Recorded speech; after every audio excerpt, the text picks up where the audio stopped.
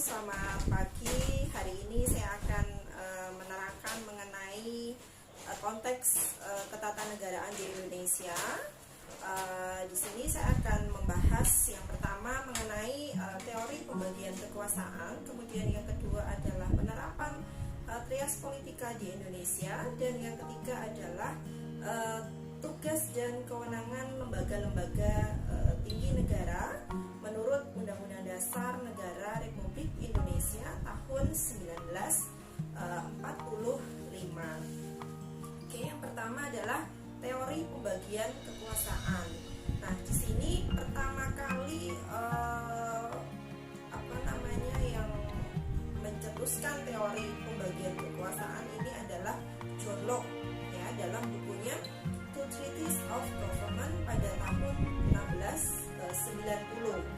Dalam bukunya, John Locke memisahkan kekuasaan negara menjadi tiga. Yang pertama adalah kekuasaan legislatif, yang kedua adalah kekuasaan eksekutif, yang ketiga adalah kekuasaan federatif. Nah, teori dari John Locke ini disempurnakan oleh seorang filsuf dari Perancis yang kita kenal dengan nama Montesquieu. Nah, Montesquieu ini dalam bukunya yang berjudul L'Esprit de Lois yang diterbitkan pada tahun 1748 ini menuliskan bahwa sistem kekuasaan negara itu dipisahkan menjadi tiga bagian. Yang pertama adalah legislatif, yang kedua adalah federatif, yang kedua adalah eksekutif, yang ketiga adalah yudikatif. Yang pertama legislatif sama seperti teorinya John Locke tadi, yaitu kekuasaan untuk membentuk peraturan perundang-undangan. Kemudian yang kedua adalah kekuasaan eksekutif. Nah, eksekutif di sini kekuasaan untuk menjalankan peraturan perundang-undangan, sedangkan kekuasaan yudikatif adalah kekuasaan untuk mengadili. Oke, isi ajaran dari Montesquieu ini didasarkan pada pemisahan kekuasaan atau separation of power, kemudian dikenal dengan nama ajaran trias politika. Oke, sekarang kita lanjut pada penerapan trias politika di Indonesia. Sebelum kita masuk pada penerapan trias politika di Indonesia, sebenarnya apa sih tujuan dari adanya pembagian kekuasaan seperti itu? Kenapa kok harus dibagi-bagi? Nah, jadi teori trias politika ini untuk saat ini banyak dianut oleh berbagai negara di dunia, ya. Konsep dasarnya ini adalah kekuasaan di suatu negara itu tidak boleh dilimpahkan pada suatu struktur kekuasaan politik, melainkan harus terpisah di lembaga-lembaga negara yang berbeda. Jadi untuk ajaran trias politika sendiri ini ada dua ciri khas. Yang pertama adalah membatasi kekuasaan penguasa agar tidak bertindak sewenang-wenang. Ya, seperti tadi kan dalam suatu negara ada tiga kekuasaan. Legislatif tugasnya bikin peraturan, eksekutif dia menjalankan peraturan, ya, menjalankan pemerintahan. Kemudian yang yudikatif dia mengadili. Jadi sudah ada tugas dan kewenangannya masing-masing. Jadi nggak saling mengambil tugas dari lembaga negara yang lain seperti itu. Jadi intinya dengan membatasi kekuasaan penguasa di sini, maka menghindari kekuasaan yang sewenang-wenang. Kemudian yang kedua adalah prinsip check and balance ini bisa berlaku, yaitu prinsip saling mengawasi dan mengimbangi. Jadi posisinya kan semuanya seimbang, saling mengawasi juga. Misalnya presiden, saya contohkan di Indonesia, ya, presiden eksekutif dalam melakukan kinerjanya dia dikontrol oleh badan legislatif, yaitu DPR. Oke, selanjutnya kita masuk pada penerapan trias politika di Indonesia. Nah, di Indonesia sendiri kita membagi kekuasaan itu menjadi tiga, yaitu legislatif, eksekutif, dan yudikatif. Yang pertama, lembaga legislatif. Nah, lembaga legislatif ini tugasnya apa? Yaitu lembaga untuk membuat undang-undang. Ya, yang termasuk dalam lembaga legislatif itu siapa? Ada DPR, kemudian ada DPD. Dan lembaga eksekutif ini lembaga yang melaksanakan undang-undang. Siapa yang ada dalam lingkup eksekutif? Yaitu presiden dan jajarannya, ada wakilnya, ada menteri, kemudian di tingkat daerah itu ada gubernur, ada bupati, ada wali kota, ya, camat, kades atau lurah. Kemudian yudikatif, di sini lembaga untuk mengadili. Nah, jadi untuk yudikatif di sini pegang oleh Mahkamah Agung, ya, dan badan kekuasaan kehakiman lain, seperti itu.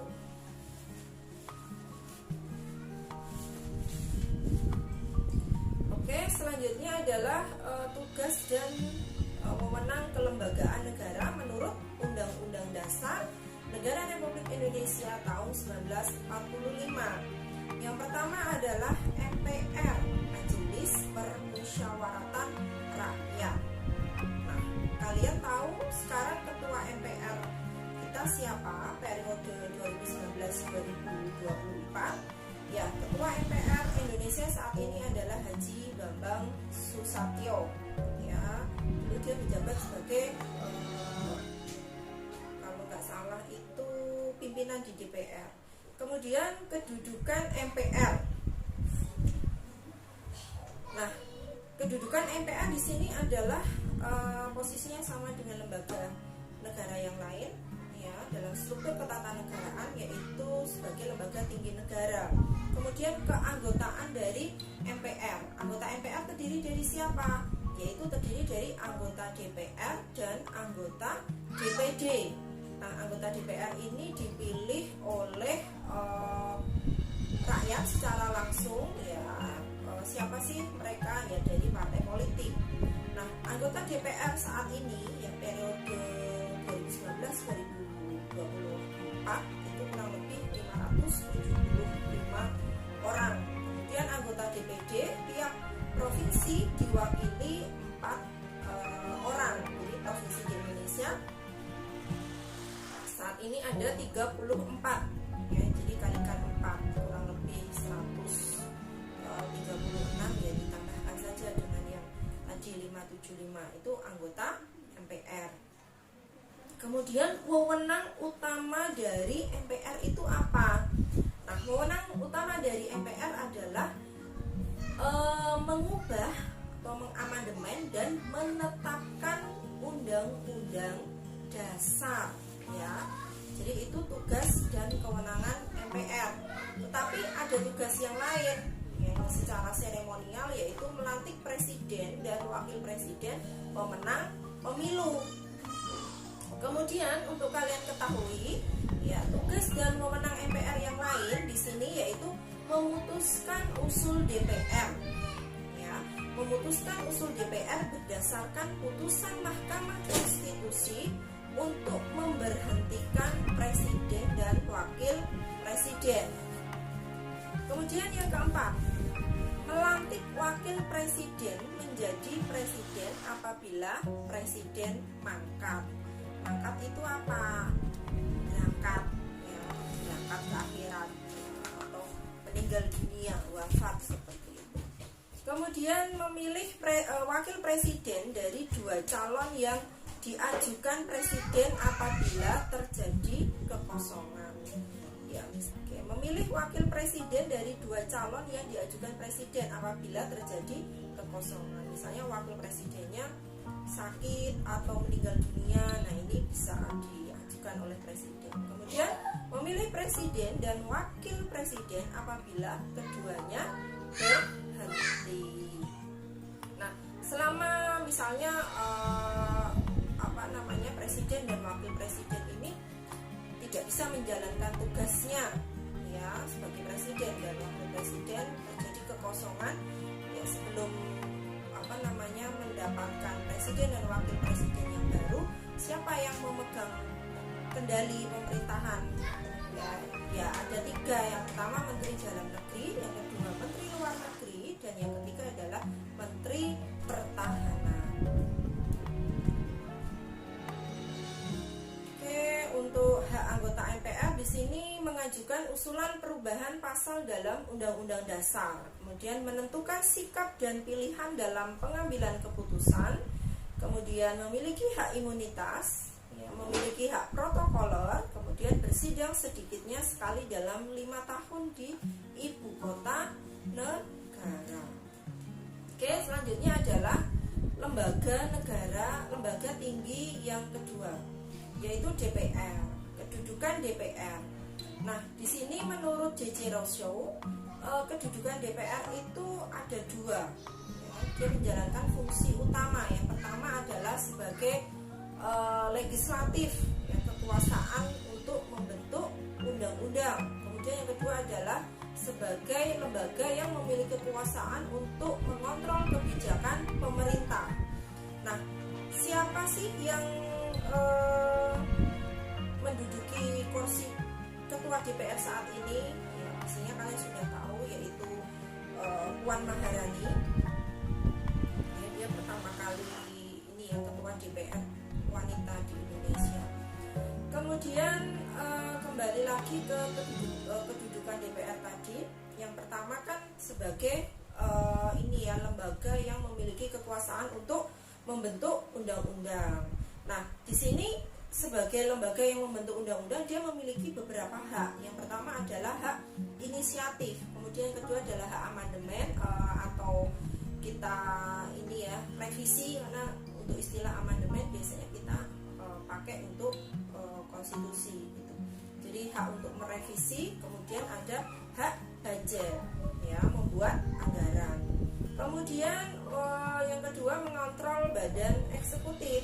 Di sini ada beberapa macam hak, yaitu hak menyatakan pendapat, hak interpelasi, dan ada hak angket. Oke, selanjutnya adalah wewenang DPR. Wewenang DPR ini ada 3. Yang pertama yaitu berdasarkan pasal 20 ayat 2, yaitu bersama pemerintah menetapkan undang-undang. Kemudian pasal 23 ayat 3 yaitu menetapkan anggaran pendapatan dan belanja negara dengan undang-undang.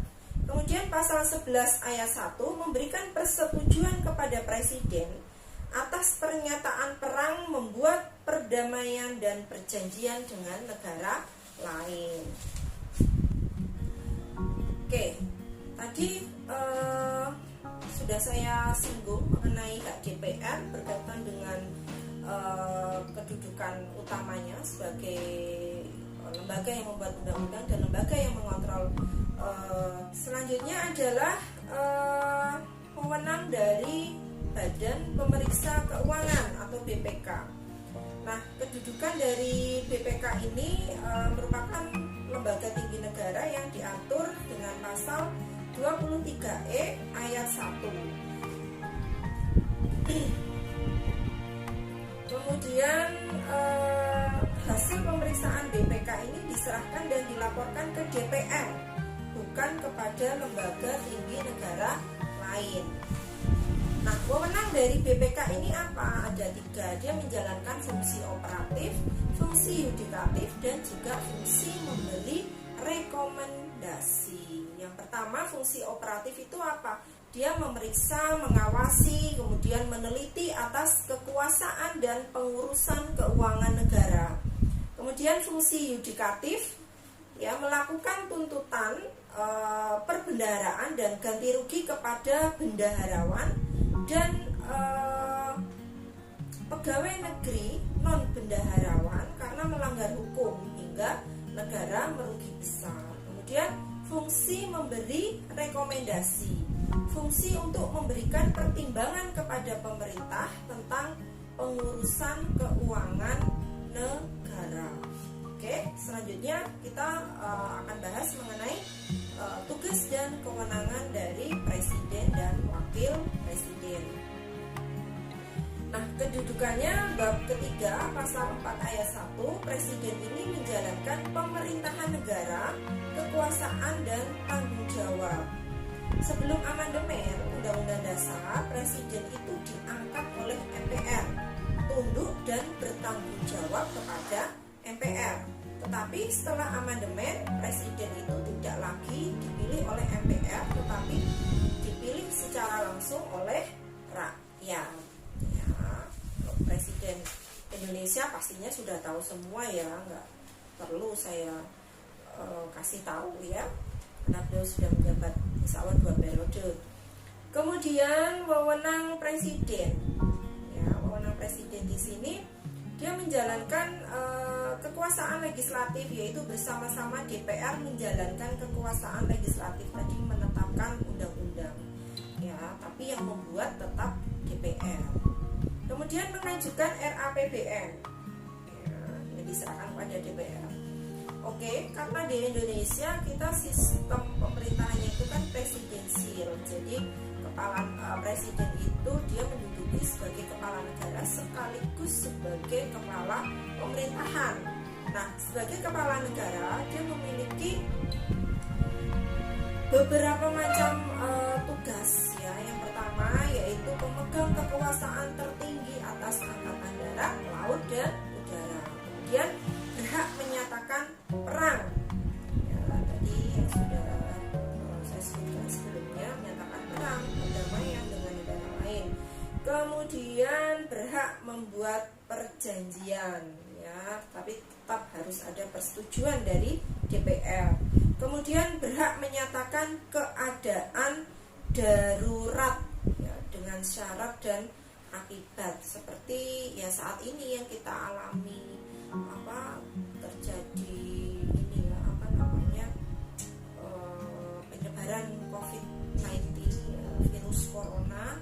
Nah, di sini presiden berhak untuk mengeluarkan atau ini ya, menetapkan kondisi darurat seperti itu. Kemudian berhak mengangkat duta dan konsulat jenderal. Kemudian berhak ini ya, memiliki hak untuk memberikan grasi, rehabilitasi, amnesti dan abolisi. Kemudian berhak memberi tanda kehormatan ya, tanda jasa kepada seseorang yang dianggap berjasa bagi negara. Kemudian berhak membentuk dewan pertimbangan. Jadi kalau dulu sebelum amandemen kan memang ada lembaga ini ya, DPA, Dewan Pertimbangan Agung. Dia ya, tugasnya memang memberikan pertimbangan kepada presiden. Tetapi setelah amandemen lembaga itu dibubarkan. Tetapi di sini presiden memiliki kewenangan untuk membuat Dewan Pertimbangan Presiden atau biasa disingkat dengan One Team Press. Oke, selanjutnya adalah presiden sebagai kepala pemerintahan. Ya, tugasnya apa? Yang pertama adalah melantik menteri. Jadi yang mengangkat dan memberhentikan menteri itu adalah presiden. Kemudian menjalankan undang-undang sebagai badan eksekutif tadi. Kemudian berhak menetapkan peraturan pemerintah. Kemudian yang keempat adalah berhak menetapkan perpu, peraturan pemerintah pengganti undang-undang. Untuk tugas dari wakil presiden pastinya membantu semua tugasnya presiden. Oke, selanjutnya adalah tugas dan kewenangan Mahkamah Agung. Nah, Mahkamah Agung ini merupakan lembaga tinggi negara dalam sistem ketatanegaraan Indonesia yang merupakan pemegang kekuasaan kehakiman yang bebas, ya, bebas dari pengaruh cabang-cabang kekuasaan lainnya, atau bisa dikatakan independen. Gitu. Oke, selanjutnya pilar keadilan ya, di bawah MA itu membawahi 4 peradilan. Yang pertama adalah peradilan umum, yang kedua adalah peradilan agama, yang ketiga adalah peradilan militer, dan yang keempat adalah peradilan tata usaha negara. Yang pertama peradilan umum. Peradilan umum ini di dalamnya itu ada PN, pengadilan negeri, dan juga ada pengadilan-pengadilan yang sifatnya khusus. Nah, untuk pengadilan negeri sendiri ini letaknya ada di mana? Ada di kota atau kabupaten. Nah, pengadilan negeri ini biasanya mengadili kasus apa sih? Ya, mengadili kasus perdata, pidana itu seperti pembunuhan, pencurian, penganiayaan, ya, perbuatan tidak menyenangkan, ya, dan masih banyak lagi. Sedangkan untuk kasus perdata ini contohnya apa? Ya, misalnya gugatan ganti rugi. Ya, misalnya saya beli rumah sudah lunas, tetapi si pemilik rumah tidak mau pergi dari rumah yang sudah saya beli. Nah, ini saya bisa mengajukan gugatan, ya, perbuatan melawan hukum, ya, dan ke pengadilan. Kemudian contoh yang lain kasus perdata adalah kasus perceraian untuk non muslim, ya. Jadi untuk non muslim kalau misalnya mengajukan cerai, hak asuh anak, atau harta gonogini, warisan, itu ke pengadilan negeri. Kemudian untuk tadi saya sebut bahwa ada pengadilan khusus, ya, ini masuk dalam lingkup peradilan umum. Nah, pengadilan khusus itu contohnya apa? Ada pengadilan anak, ini khusus anak, ya. Kemudian yang kedua adalah pengadilan tipikor, tindak pidana korupsi, ini khusus untuk, ya, pelaku-pelaku korupsi. Kemudian ada pengadilan HAM, hak asasi manusia, ini khusus untuk pelaku pelanggaran HAM berat. Kemudian ada pengadilan hubungan industrial, ya, ini biasanya ketika ada sengketa atau masalah antara buruh dengan pengusaha. Misalnya ada buruh tiba-tiba kok dipecat, ya, tanpa adanya SP, ya, ini bisa ajukan gugatan ke pengadilan hubungan industrial, tetapi sebelumnya sudah melalui proses mediasi dulu, seperti itu. Kemudian untuk selanjutnya adalah peradilan agama.